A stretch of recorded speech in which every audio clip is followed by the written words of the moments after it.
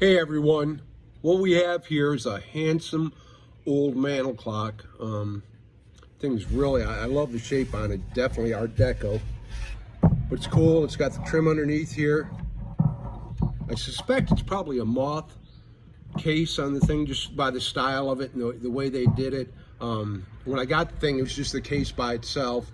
We ended up, there was no movement or anything in it. We ended up putting a Hermley movement in it. So. Beautiful old clock though.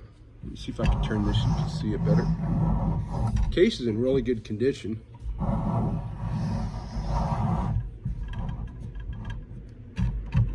Let's hear it chime.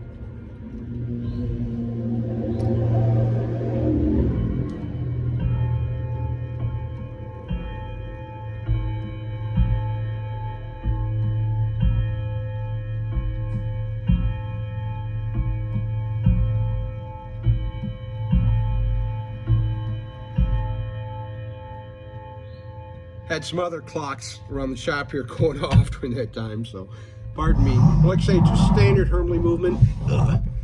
Spin this puppy around. Just ticking away.